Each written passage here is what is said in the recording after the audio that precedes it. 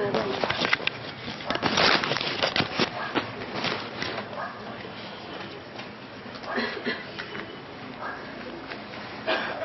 का प्रातः क्लास है 13 जनवरी 1969। अभी रूहानी बच्चे ये तो जानते हैं कि नई दुनिया में सुख है और पुरानी दुनिया में दुख है। अर्थात नई दुनिया में दुख रिंचक मात्र नहीं हो सकता और पुरानी दुनिया में सुख शाश्वत नहीं हो सकता। नई दुनिया में शाश्वत सुख है और पुरानी दुनिया में शाश्वत दुख है। और दुख की बात में सभी प्रकार के दुख आ जाते हैं और सुख में भी सभी प्रकार के सुख आ जाते हैं। तो देखो, दुख की दुनिया में सुख का नाम निशान नहीं और सुख की दुनिया में दुख का नाम निशान नहीं। अर्थात जहां पाप है वहां पुण्य का नाम निशान नहीं और जहां पुण्य है वहां पाप का नाम निशान नहीं।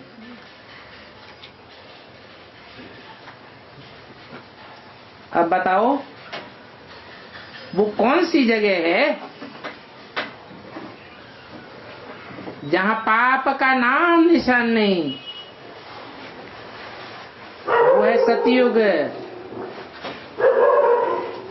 और जहां पुण्य का नाम निशान नहीं वो है कलयुग।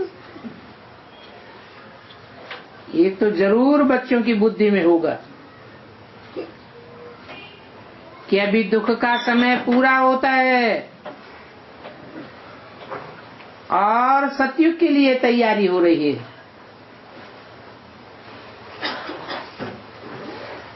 और ये जरूर सभी की बुद्धि में नंबरवार होगा। एक जैसा नहीं हो सकता। हम अभी इस कलयुगी छीछी दुनिया से उस पार सतयुग अथवा राम राज्य में जा रहे हैं।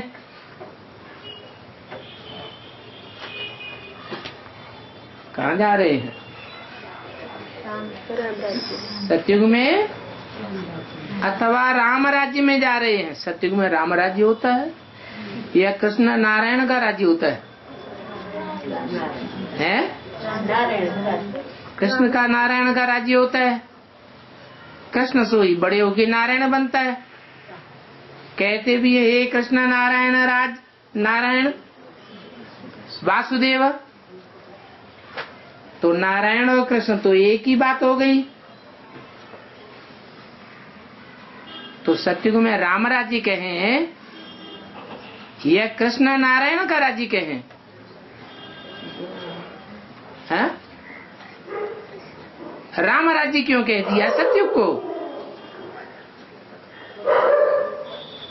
क्योंकि कृष्ण भी नई सृष्टि की रचना है। पहला पहला सतोप्रधान पत्ता है। रचना के पीछे कौन होता है? रचयिता होता है। पहले रचयिता या रचना? पहले रचता। तो जरूर रचयिता ने वो रचना रची है जिसे सतयुग 16 कला संपूर्ण कहा जाता है। तो रचयिता कौन हुआ? पहला पत्ता कृष्ण कहें या कृष्ण बच्चे को जन्म देने वाला बीज कहें? जरूर कहेंगे बीज। और बीज का फाउंडेशन सतयुग में पड़ता है या संगम में पड़ता है? संगम में पड़ता है। तो कहेंगे संगम से ही सतयुग का फाउंडेशन पड़ गया, उसे कहेंगे स्वर्णिम संगम युग।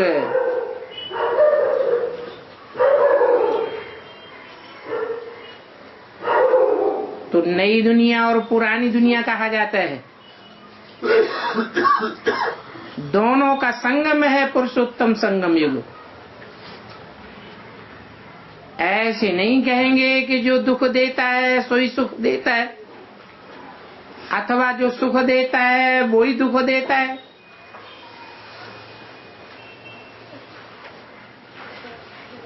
हैं? कहेंगे कि नहीं? नहीं कहेंगे। जिसने आपको दुख दिया है उसने आपको कभी सुख दिया होगा, ऐसा नहीं हो सकता। जिसने सुख दिया है वो दुख भी दे सकता है कि नहीं दे सकता है? फिर ये बात कौन सी बोली कि ऐसे नहीं, जो सुख देता है वो ही दुख देता है। अगर ऐसा हो तो परमपिता परमात्मा को कोई याद भी नहीं करे, फिर तो प्रजापिता को ही याद करने लग पड़ेंगे, राम वाली आत्मा को ही याद करने लग पड़े। राम वाली आत्मा सृष्टि का बीज है, मनुष्य सृष्टि का बीज है, परंतु नई सृष्टि का रचयिता नहीं है। उसमें रचने वाला परमपिता परमात्मा शिव ही है। तो देखो, शिव बाप ही सुख देते हैं, दुख माया रावण देती है। उस दुश्मन का एक ही चित्र है जो हर वर्ष उनकी एफिजी बनाकर जलाते हैं।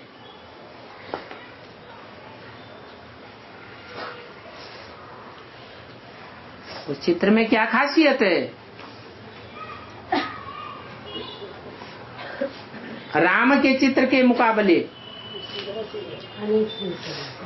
उसको अनेक सिर हैं और राम को एक सिर देते हैं। एफजी दुख देने वाले का ही हमेशा बनाया जाता है। बच्चे जानते हैं, जब उनका राज्य पूरा होता है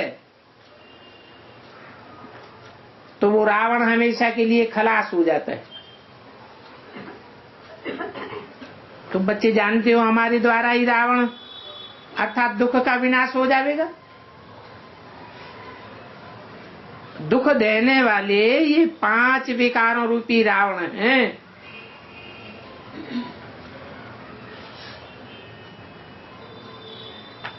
और ये 5 विकार आत्मा में होते हैं या शरीर में होते हैं? हैं? 5 विकार शरीर में होते हैं या आत्मा में? आत्मा में ही 5 विकार होते हैं, परंतु शरीर तो जरूर चाहिए। 5 विकारों का दुख भोगने के लिए भी शरीर चाहिए, और 5 विकारों का सुख भोगने के लिए विकारी सुख भी होता है ना, वो भी सुख भोगने के लिए शरीर जरूर चाहिए। तो मुखिया कौन है और असिस्टेंट कौन है? हैं? आत्मा है मुखिया, शरीर है असिस्टेंट। तो रावण हो गया मुखिया और मंदोदरी हो गई असिस्टेंट। इसलिए कहते हैं माया रावण। बच्चे जानते हैं, अभी उन माया रावण का राज्य पूरा होता है तो फिर वो हमेशा के लिए खलास हो जाते।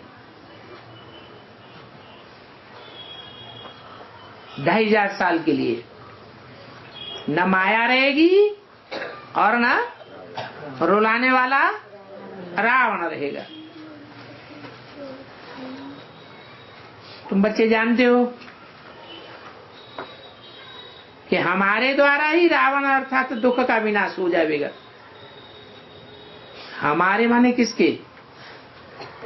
हमारे में एक तो आते नहीं है,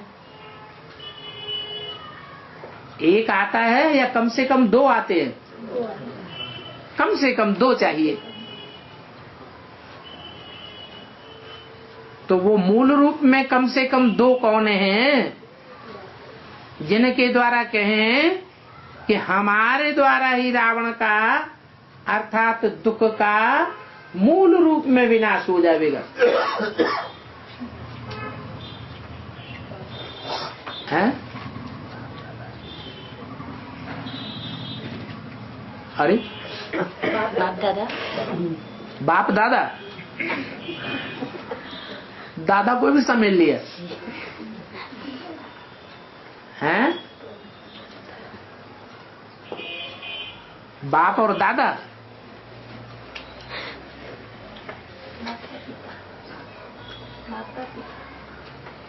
हाँ, दुख देने वाले ये 5 विकारों वाले रावण हैं। तुम यहाँ बैठते हो तो बुद्धि में ये याद रहे हम अपने बाबा के पास जावे। रावण को तो बाप नहीं कहते हैं। कब किसी ने सुना कि रावण हमारा बाप है?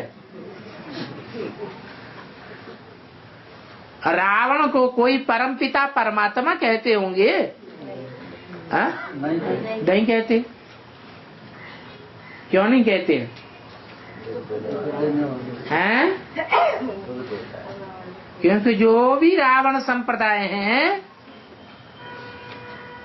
उनका भी परमपिता एक ही है, वही। और जो राम संप्रदाय हैं उनका तो है ही है।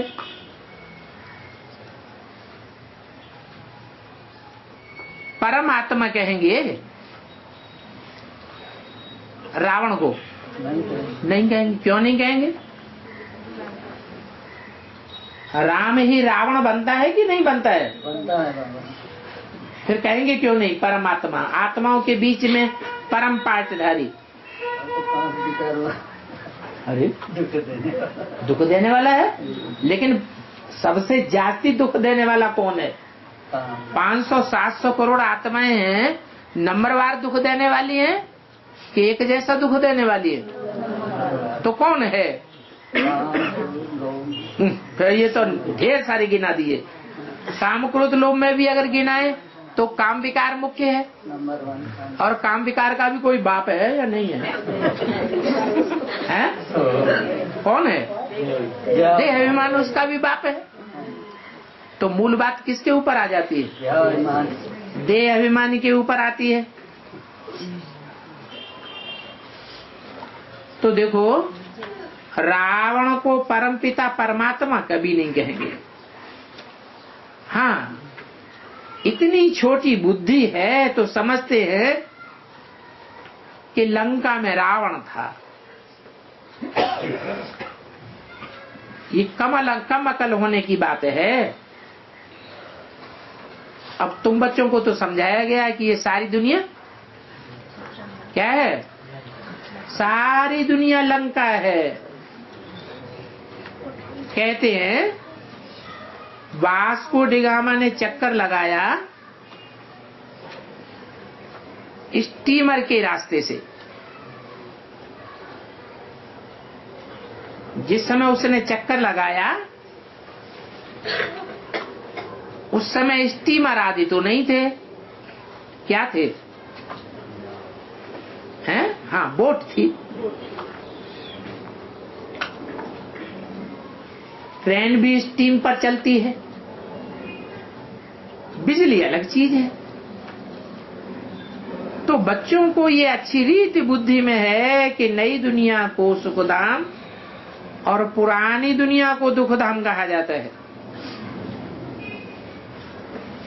नई दुनिया और पुरानी दुनिया का बदलना कैसे होता है ये तुम जानते हो।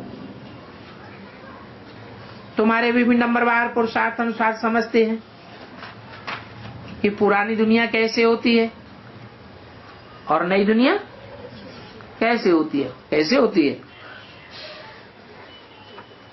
नई दुनिया, कैसे होती है? में तो समझाया बाबा, सोने के महल होंगे। नहीं, कैसी होती है ये नहीं, कैसे होती है।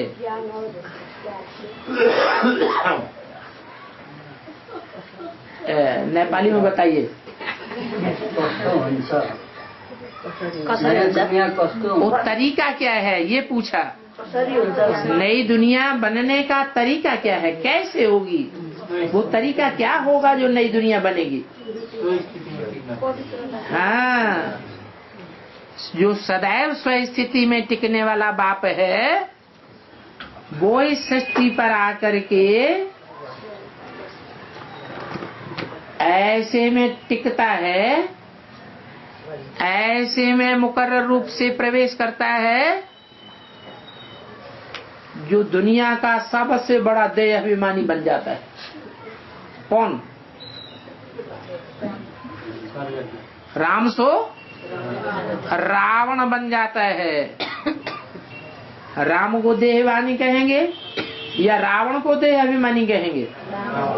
रावण को देह अभिमानी कहेंगे। देह अभिमानी बनता है तो क्या करने लग पड़ता है? अरे कहाँ परम पिता परमात्मा, देवभान का नाम निशान नहीं, सदैव स्वस्थिति में रहने वाला। 5000 वर्ष के ड्रामा में एक सेकंड भी पर चिंतन या परिस्थिति या देवभान में रहने वाला नहीं है।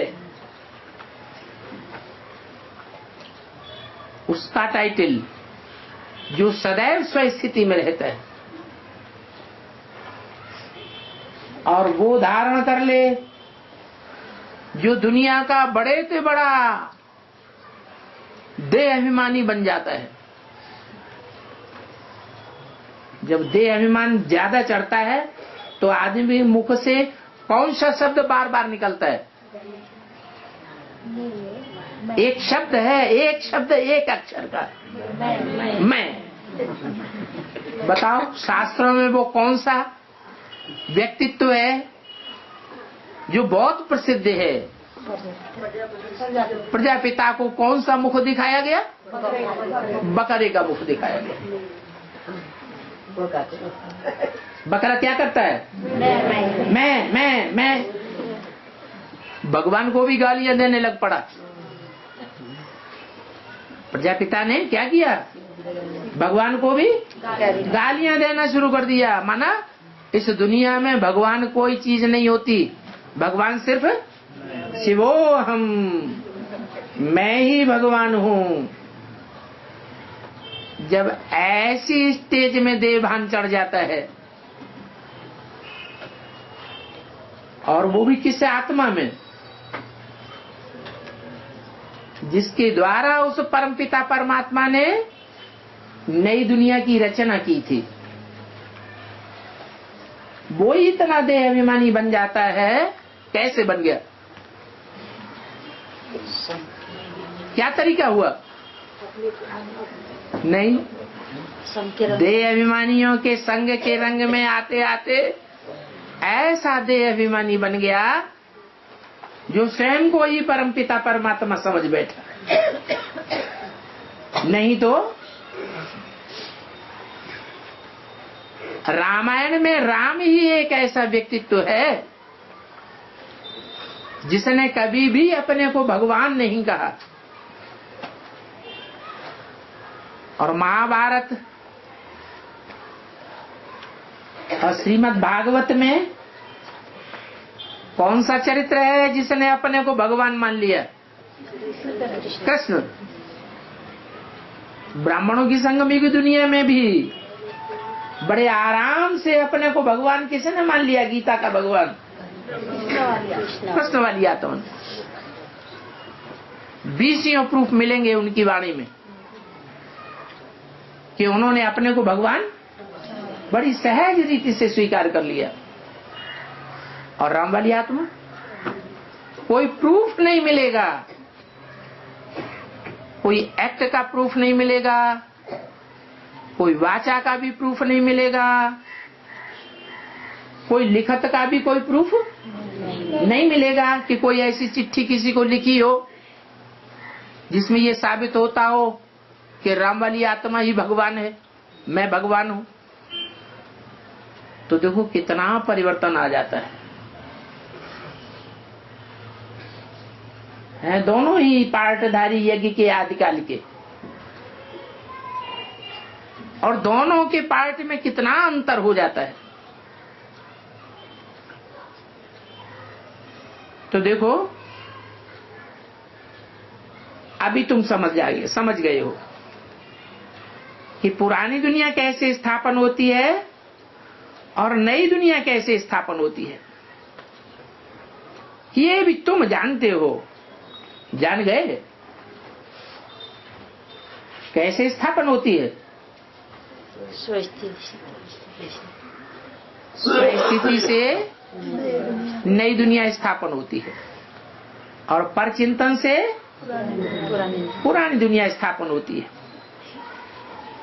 लेकिन तुम्हारे में भी नंबरवार पुरुषार्थ अनुसार समझते हैं। जितना समझते हैं उतना ही स्वस्थिति में रहने का पुरुषार्थ भी करते हैं। कोई तो बहुत थोड़ा समझते हैं, इतना थोड़ा समझते हैं जो कभी भी आत्मिक स्वरूप को अथवा परमात्मा बाप को याद भी नहीं करते। है तो याद करना 1 सेकंड की बात, और जानना कि कलयुग पुरानी दुनिया है, सतयुग नई दुनिया है। अब नई दुनिया स्थापन हो रही है, पुरानी दुनिया खत्म हो जाएगी। पहले क्या होगा? 2 बातें बताई। स्थापना हो जाएगी, विनाश हो जाएगा, लेकिन पहले क्या होगा? पहले नई दुनिया स्थापन हो जाएगी, फिर पुरानी दुनिया खत्म हो जाएगी। क्यों? ऐसे क्यों? पुरानी दुनिया पहले खत्म हो जाए, फिर नई दुनिया स्थापन हो। पहले स्थापन क्यों होगी? अरे मकान पहले पूरा गिराया नहीं जा सकता। मकान को, दुकान को पहले पूरा गिरा दिया जाए, ध्वस्त कर दिया जाए, फिर नए सिरे से बना दिया जाए। रहने का जगह नहीं मिलेगा, दूसरी जगह बना लियो। न बनाओ, नया तो बनाना ही पड़ेगा। ऐसे ही डोलते विनाश में क्या मकान बना के रहोगे? जब विनाश ताबड़तोड़ शुरू होगा, मौत का बाजार चारों तरफ दुनिया गर्म होगा, तो मकान बनाने का मौका मिलता है? ये तो छोटा बच्चा भी जानता है। तो बताओ पहले नई दुनिया स्थापन हो जाए या पहले पुरानी दुनिया भस्म हो जाए? हैं? पहले नई दुनिया स्थापन हो जाए, पुरानी दुनिया पहले भस्म हो जाए। माताओं को तो बहुत दुख मिल रहा है, इसलिए माताएं ये चाहती हैं कि पहले पुरानी दुनिया भस्म हो जाए। भाई लोग क्या कहते हैं? साथ साथ में हो तो अच्छा। हैं? साथ साथ में हो तो अच्छा। अच्छा, कंप्रोमाइज कर लो। साथ साथ होना चाहिए। हैं? नई दुनिया और पुरानी दुनिया का दोनों का काम साथ साथ चलना चाहिए।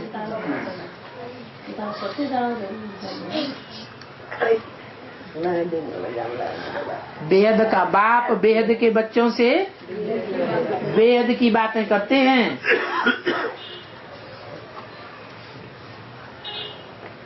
ये दुकान है, ये मकान है, ये शहर है, ये कस्बा है, ये बाग है, ये बगीचा है, ये तो सब हद की बातें हैं। यहाँ सृष्टि रूपी मकान बेहद का है या हद का है? बेहद का है। और यहाँ आत्माओं का संगठन रूपी किला पहले बनेगा या स्थूल किला पहले बनेगा? आत्माओं का संगठन रूपी किला पहले तैयार होता है। और वो कोई स्थूल चीज है या सूक्ष्म चीज है? वो तो सूक्ष्म चीज है। जैसे दुनिया में भी स्थूल मकान बनाते हैं तो पहले मन के अंदर खाका आता है या कागज के ऊपर खींचते हैं या स्थूल में मॉडल बनाया जाता है? पहले मन के अंदर खाका आता है। तो मन के अंदर पहले स्थापना हुई या नहीं हुई? मन के अंदर स्थापना पहले हो गई। तो ऐसे ही बाप आते हैं हमारी मन बुद्धि रूपी आत्मा के अंदर नई दुनिया का खाका खींच देते हैं कि कैसे तुम नई दुनिया की स्थापना करो। कैसे करो? स्वस्थिति से। स्वस्थिति कैसे करें? स्वस्थिति बस बिंदी समझ के बैठ जाएं, खाना पीना बंद है। फिर अरे स्वस्थिति के लिए भी हमको कोई सैंपल चाहिए कि नहीं? सैंपल चाहिए कि नहीं? जिसे देख करके हम बने हैं? चाहिए। तो जो स्वयं स्थिति में रहने वाली आत्मा परम पिता है वो स्वयं ही सृष्टि पर आकर के सैंपल बन करके दिखाता है। वो करनहार भी है और करावनहार भी है। तो मन बुद्धि के अंदर पहले ये स्थापना कराता है। मन बुद्धि की जब एकाग्रता हो जाएगी तो ये 5 तत्व भी बाद में जो दुनिया ध्वंस होगी देखने में आवेगी। ये जड़ दुनिया बाद में ध्वंस होगी या पहले ध्वंस होगी? पहले कौन सी दुनिया बनेगी? जो चैतन्य आत्माओं का संगठन है वो पहले तैयार होगा, उसके बाद पुरानी दुनिया का ध्वंस होगा। जो पुरानी दुनिया है वो जड़ तत्वों की बनी हुई है। जो जड़ तत्व हैं वो अपने को स्वयं परिवर्तन करेंगे या चैतन्य आत्माएं स्वयं को परिवर्तन करती हैं? चैतन्य आत्माएं स्वयं को परिवर्तन कर सकती हैं। उन चैतन्य आत्माओं में भी 84 लाख योनियों की आत्माएं हैं।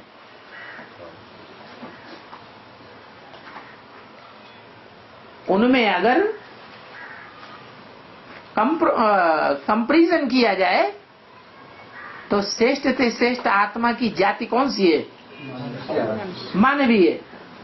मनुष्य जाति ऊंचते इंसान ऊंचते ऊंचा आत्मा है। वो आत्माएं जब आत्मिक स्थिति में संगठित रूप में रहना सीख जाएं तब इस 5 जड़ तत्वों वाली दुनिया का ध्वंस हो सकता है। और वो भी ध्वंस तब होगा जब ये 5 जड़ तत्व सात्विक बने हमारे वाइब्रेशन से। तो तुम्हारी बुद्धि में बैठ गया कि नई दुनिया कैसे स्थापन होती है, पुरानी दुनिया कैसे खत्म हो जाएगी। अक्षरों में कब नीचे ऊपर नहीं कहना चाहिए, ऐसे नहीं।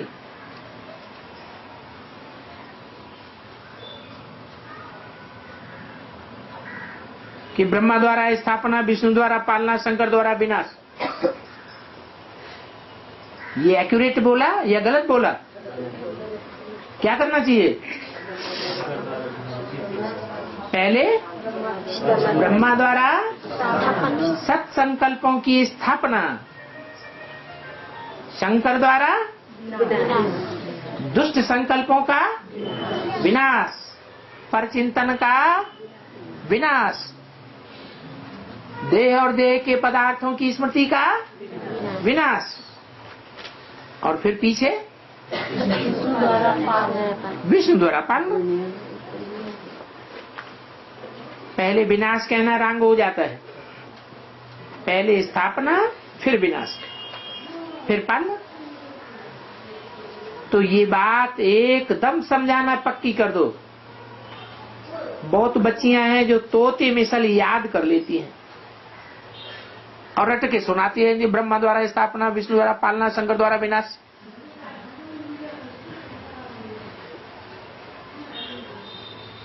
ये नहीं समझते कि हम राइट बोलते हैं या रंग बोलते हैं।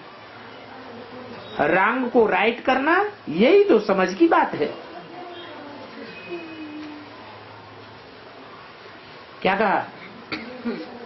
हाँ? रंग को राइट करना यही समझ की बात है। तो दोनों तरह के ब्राह्मण है मौजूद हैं।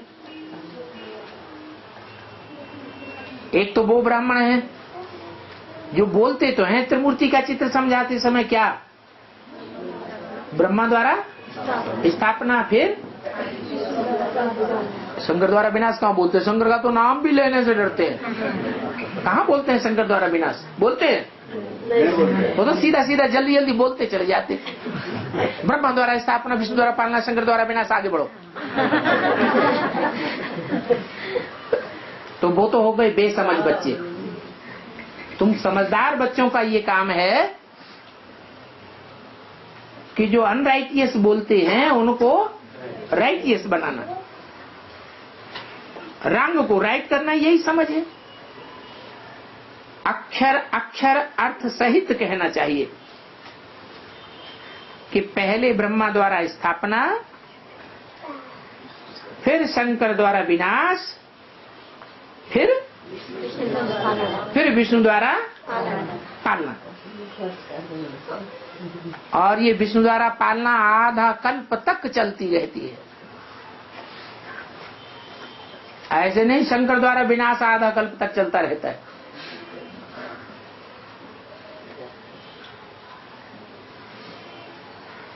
स्थापना आधा कल्प, वो पालना आधा कल्प तक चलने के बाद पीछे होती है रावण की पालना। वो कही जाती है झूठी और विकारी पालना। क्या वो पालना कैसी है? झूठी भी है और विकारी भी है। ये बात अच्छी रीति बुद्धि में धारण होनी चाहिए। क्या कि रावण के द्वारा जो पालना होती है, किसके द्वारा? रावण के द्वारा जो पालना होती है वो विकारी पालना है, झूठी पालना है, निर्विकारी पालना नहीं है। विकारी पालना रावण की और राम की निर्विकारी पालना, इसमें अंतर क्या है?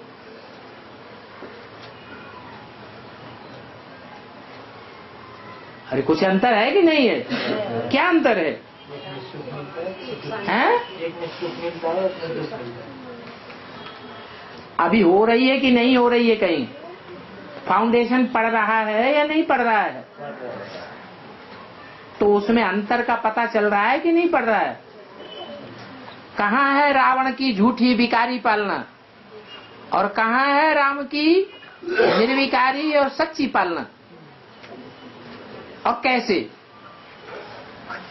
ये बात बुद्धि में बैठनी चाहिए। अरे पुरुषोत्तम संगम युग है तो फिर प्रैक्टिकल में देखने में भी तो आनी चाहिए फाउंडेशन है या नहीं है। कैसे? विकारी और झूठी पालना कहाँ देखने में आती है? बीके में। दीदी दादियों तक ये कैसेट पहुंचेगी तब पता चलेगा। इधर तो सामने नहीं है ना वो वीडियो, पीछे से बोलने में बड़ा आराम है, आवाज तो नुद गई। बीके में कैसे? बाप को गुम कर दिया। बाप को गुम कर दिया? वो तो सत्युग में बाप होता है, सत्युग त्रेता में बाप होगा, वहां भी देवताओं ने गुम कर दिया, या कहो खुद ही गुम हो जाता है। वहाँ तो होता ही नहीं, यहाँ होता। हाँ तो होता नहीं ना, तो अब वहां भी बेसिक में भी बाप नहीं है, चलो छोड़ दो। हाँ और आगे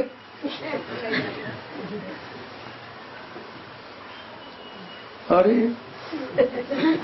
मत करते रहो, उधर मन मत करते हैं, पालना हो रही है, 10 सिर की पढ़ाई चल रही है। हाँ, रावण की पालना माने अनेकों के द्वारा पालना, और नई दुनिया की पालना माने 2 की पालना, लक्ष्मी और नारायण, या तो राम और सीता। अगर ब्राह्मण परिवार की पालना जो है वो 2 के द्वारा हो रही है, 2 ही निमित्त देखने में आते हैं, तो काहे की पालना है? राइटियस और राम की पालना है, प्रवृत्ति मार्ग की देवताई पालना है। और अगर अनेकों के द्वारा पालना हो रही है तो रावण की झूठी पालना है। ये बात अच्छी रीति बुद्धि में धारण कर लो कि ब्राह्मण परिवार में कैसी पालना के नीचे हमें रहना है।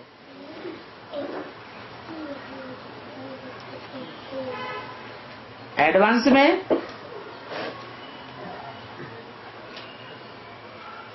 प्रवृत्ति मार्ग की पालना दिखाई देती है, दिखाई देती है। जगत पिता की पालना जगदम्बा के साथ है, हा? नहीं है। लो ये तो मुंह पे कह दिया नहीं है नहीं तो फिर कैसे कहते हैं? बताओ, बोलो। बित्ता? हाँ, माँ तो गुप्त में है, गुप्त में तो है।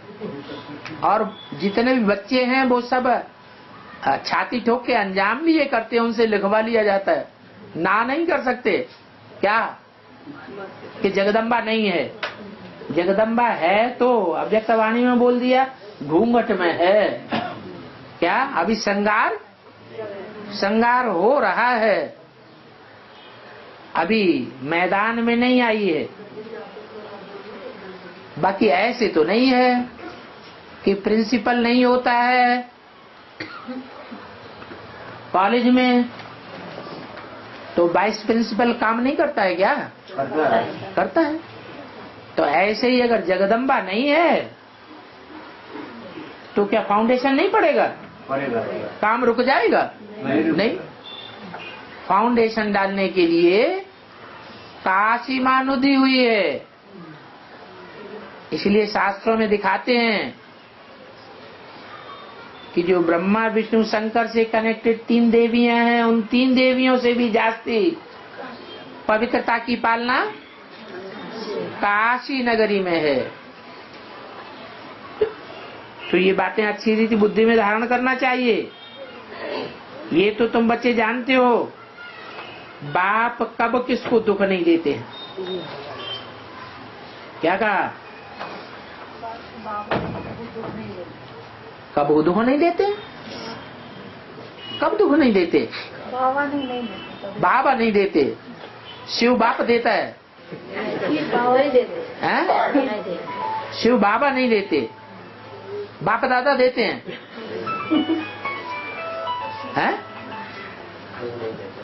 हैं? बाप दुख नहीं देते। बाप दुख नहीं देते हैं। इसका मतलब ये हुआ कि जो आत्माओं का पिता है, जिस मुकर्रर रथ में प्रवेश करके कार्य करता है, वो वाचा से भी कोई ऐसी बात साबित नहीं होगी जो दुखदायी साबित हो। कर्मेंद्रियों से, कोई भी कर्मेंद्रिय से ऐसी कोई बात साबित नहीं होगी अंततः कि जो दुखदायी साबित हो। क्या? मान लो आंखें लाल लाल करके किसी को देख दिया, डांट डपट लगा दी जोर से, सामने वाला रो पड़ा, तो देखने वाले कहेंगे दुख दिया या सुख दिया? दुख दिया। दुख दिया। लेकिन रिजल्ट में क्या होगा? कल्याण। रिजल्ट उसका जो आखिरी निकलेगा वो यही निकलेगा कि ऐसा ही करना जरूरी था, अगर ऐसा नहीं करता बाप तो उल्टा हो सकता था। तो बाप कब किसको दुख नहीं देते हैं? यहाँ तो तमो प्रधान मनुष्य बाप को भी दुखदाई कह देते हैं, कहते हैं तू ही सुख देता है, तू ही दुख देता है। ऐसे समझ के फिर ज्ञान को छोड़ भी देते हैं। तमो प्रधान मनुष्य बाप को सर्वव्यापी कहने लग पड़ते हैं। जब एक को भूल गए तो फिर क्या करेंगे? दर दर धक्के खाएंगे कि नहीं खाएंगे? फिर धक्के खाने लग पड़ते हैं। सबसे थर्ड क्लास गाली तो ये है क्या कि बाप सर्वव्यापी है। ये थर्ड क्लास पॉइंट है। ये तो बच्चों को चलते फिरते बुद्धि में रहना चाहिए। क्या बुद्धि में रहना चाहिए? बाप एक व्यापी है कि बाप इस सृष्टि पर एक व्यापी होकर के प्रत्यक्ष होता है, एक व्यापी होकर आता है, सर्वव्यापी होकर कार्य नहीं करता। अगर सर्वव्यापी होकर के कार्य करे तो सबकी बुद्धि भटक जाएगी या एकाग्र हो जाएगी? भटक जाएगी। और 2500 वर्ष में बुद्धि भटक गई या किसी की बुद्धि एकाग्र हुई? सबकी बुद्धि भटक गई। झूठ बोलते हैं कि महात्मा बुद्ध पार निर्वाण गया, फलाना महात्मा पार निर्वाण गया। कोई प्रूफ है? नहीं है। कोई प्रूफ नहीं है। एक भी पार निर्वाण नहीं जाता। अगर पार निर्वाण जाने वाले होते तो उनके पीछे उनकी शिष्यों की मंडली भी गई होती। फिर दुनिया की आबादी कम होनी चाहिए या ज्यादा होनी चाहिए? कम हो जानी चाहिए। तो ये बात बुद्धि में रखना बहुत सहज है कि परमपिता परमात्मा एक व्यापी है, सर्वव्यापी नहीं हो सकता। ये अलग की बात है। क्या कि वो एक अलग में आता है। मुसलमान लोग भी कहते हैं उठकर अल्लाह को याद करो। किसको याद करो? अल्लाह को याद करो। अल्लाह माने अल्लाह माने ऊंचे ते ऊंचा। ऊंचे ते ऊंचा परमधाम की बात है या इस दुनिया की बात है? परमधाम की बात है। इस दुनिया की बात है। परमधाम में ऊंचे नीचे होते हैं? परमधाम में तो सब बिंदु बिंदु आत्मा, कोई ऊंच नहीं, कोई वहाँ पद मान मर्तबे होते ही नहीं।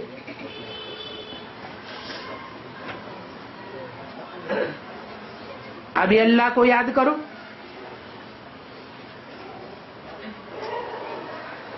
खुद भी सवेरे उठते हैं। कौन? मुसलमान लोग। वो कहते हैं अल्लाह व खुदा को याद करो। तुम कहेंगे बाप को याद करो। ऐसे तो बाबा अक्षर बहुत मीठा है। बाप अक्षर इतना मीठा नहीं है। क्यों? बाबा अक्षर मीठा क्यों है? अरे मिठास शरीर के द्वारा आता है, ये बिंदी आत्मा में मिठास आता है। शरीर के द्वारा संबंधों का मिठास और कड़ुआहट अनुभव होती है। अकेली बिंदी आत्मा से शरीर की वो जीव आत्मा की कड़ुआहट और मिठास साबित नहीं होता है। तो ये बाबा अक्षर बहुत मीठा है। अल्लाह कहने से वर्षा याद नहीं आवेगा। क्यों? क्यों नहीं याद आवेगा?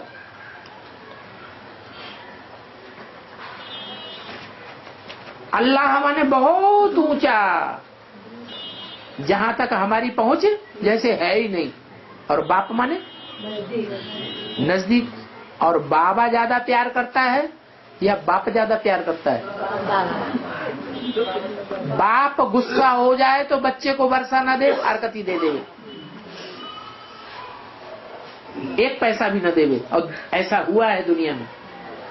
लेकिन बाबा का वर्षा, डाढ़े का वर्षा जरूर मिलता है। डाढ़ा ऐसा कोई बच्चा नहीं जिसको वर्षा न देता हो।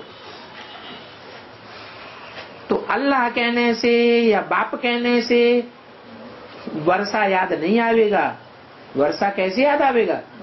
डाडे का बाबा कहने से। बाबा ग्रैंडफादर को कहा जाता है, तो बाबा कहने से वर्षा जरूर याद आवेगा, क्योंकि डाडे का वर्षा जरूर मिलता है।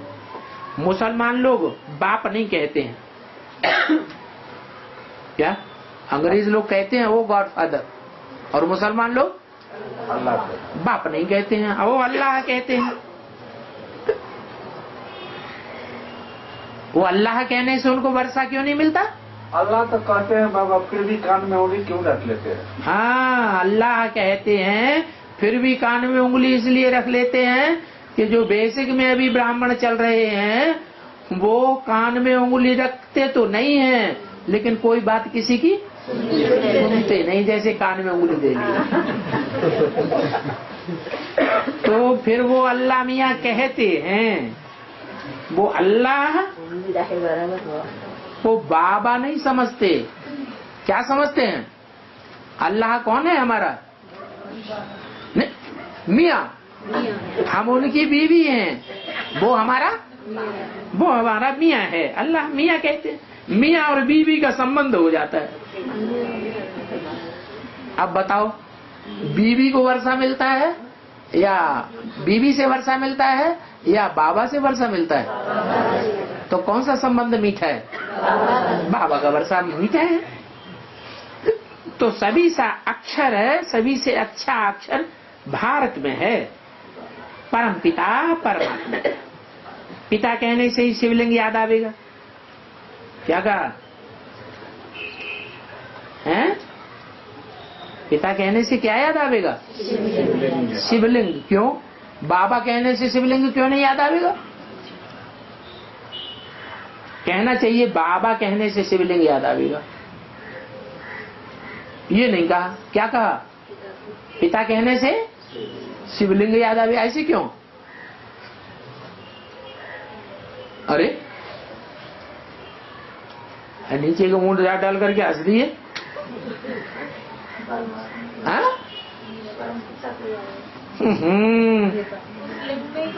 लिंग में से ही तो बच्चे की पैदाइश होती है। कोई प्राणी ऐसा है कि बिना लिंग के पैदाइश हो जाए बच्चे की? लिंग से ही पैदाइश होती है। और यहाँ तो लिंग बेहद की बात है। कैसे? वो लिंग जो है वो शरीरधारी की यादगार है, और उसमें जो बिंदु रखा जाता है वो हमारा बाप है। आत्माओं का बाप या शरीर का बाप? आत्माओं का बाप। और हमारा सबका बाबा है। जब हम देह में हैं तो हमारा क्या है? बाबा। हम ब्राह्मण है ना, ब्राह्मण देह में है या सिर्फ आत्मा है? देह में है, जीवात्मा है। तो वो हमारा, वो बिंदु हमारा बाबा है, और वो लिंग हमारा बाप है। बड़ा रूप किसका है, छोटा रूप किसका है? बाप का बड़ा रूप है, और बिंदु बाबा जो शिव बाबा है वो है तो छोटा, लेकिन शरीर में प्रवेश किए हुए है, इसलिए हमारा बाबा। नहीं तो वास्तव में वो ही हमारा बाप है आत्मा का। कौन? ज्योति बिंदु। लेकिन बिना शरीर के दूसरे संबंध बनते नहीं है। यूरोपियन लोग गॉडफादर कहते हैं। क्या कहा? जो गॉडफादर कहते हैं वो क्या नाम देते हैं? वो रूप को पकड़ते हैं या बिंदी को पकड़ते हैं? उनकी बुद्धि में रूप बैठता है या बिंदी बैठती है? हैं? बिंदी बैठती है। नहीं, उनकी बुद्धि में रूप पकड़ता है या बिंदी पकड़ती है? हाँ, इसलिए उनका नाम क्या रख दिया बाबा ने? ड्रामा प्लान अनुसार यूरोपियन।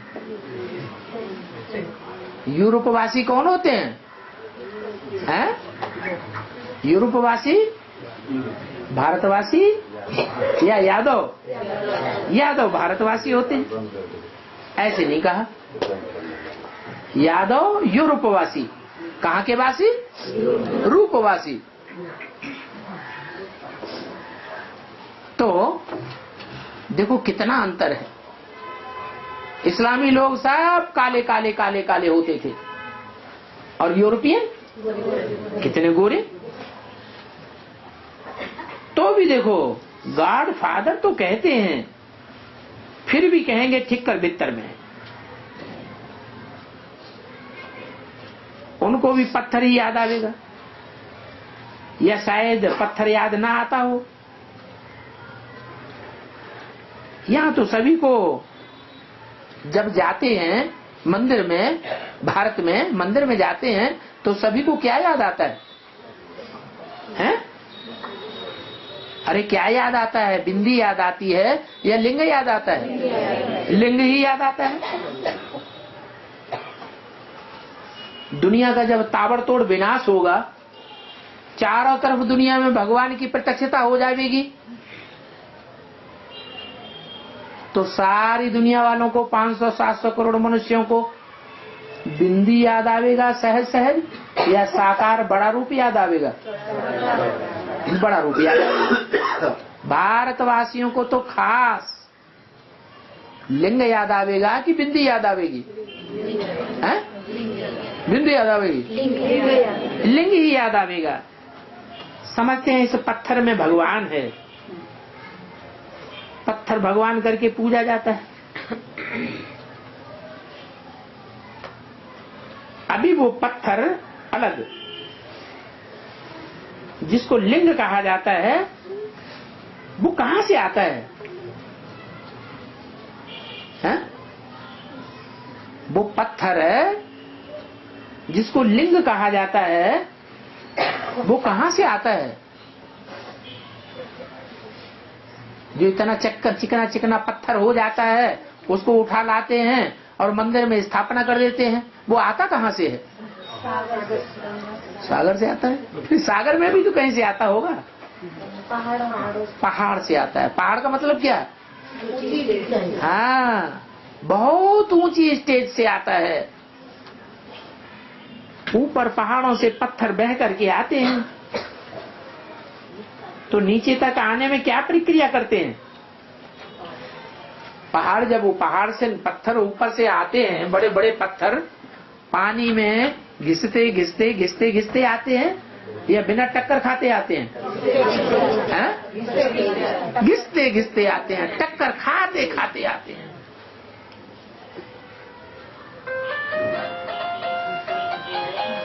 तो लिंग का पता तो चल गया, अभी हमारी बुद्धि में तो बैठ गया कि वो लिंग कौन है? हैं? प्रजापिता लिंग है, ऊंची स्टेज से आता है, तो उबड़ खाबड़ होता है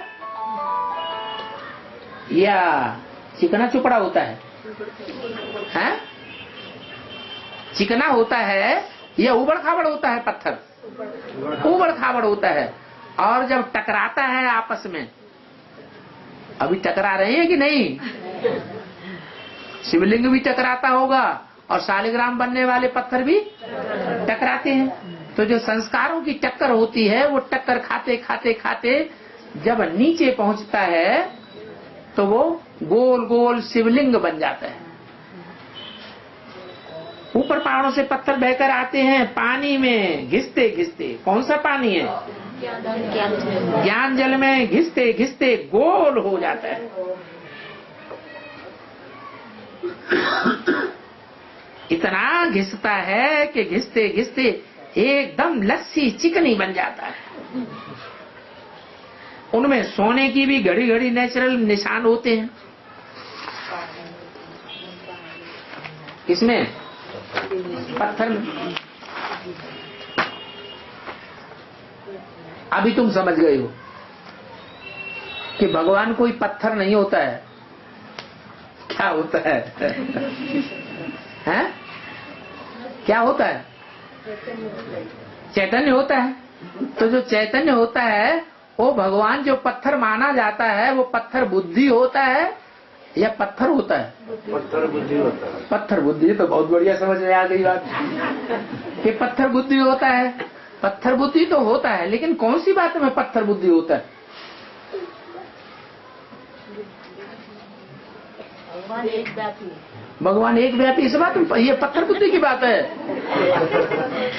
अरे सर्वव्यापी पत्थर बुद्धि की बात है कि एक व्यापी पत्थर बुद्धि की बात है। सर्वव्यापी होना पत्थर बुद्धि की बात है। ये तो 2500 वर्ष हम पत्थर बुद्धि बनते गए, एक व्यापी होना कैसे पत्थर बुद्धि हो गया? देवान में आता है, देवान में आना पत्थर बुद्धि। देवान में आना पत्थर बुद्धि है। अच्छा तो टकराता कैसे है? देवान में आकर के संस्कारों से टकराता। आप लोगों से टकराहट शिवलिंग की ज्यादा होती है या शालिग्रामों की ज्यादा टकराहट होती है? बोलते हैं भाई, बताना। आप लोगों से ज्यादा शिवलिंग का जो पार्ट है उसकी टकराहट ज्यादा होती है संस्कारों की, या जो शालिग्राम बनने वाले हैं उनकी टकराहट ज्यादा होती है? ये तो भाई लोग तो दूसरी बात कह रहे हैं। इसका मतलब माताओं की भुइयां चारी रहती है, भाइयों की टकराहट होती है। हैं? ये क्या बात? जरूर कोई ऐसी बात है और वो सबको पता भी है, लेकिन बुद्धि में नहीं आती। कौन सी बात है? जिस बात के कारण सारी दुनिया उसे एक की दुश्मन बनती है। यज्ञ के आदि में भी इसी बात को लेकर के दुश्मन बने थे। इशारा भी दिया मुरली में, ये धोबी घाट आदि से चलता चला आया। इसी बात को लेकर के आदि में भी झगड़ा हुआ था। क्राइस्ट की भी पवित्रता की बात थी, जिस बात के आधार पर उसको सूली पर चढ़ाया गया। यज्ञ के आदि में भी यही पवित्रता की बात थी, जो लोगों की बुद्धि में सहज नहीं बैठती।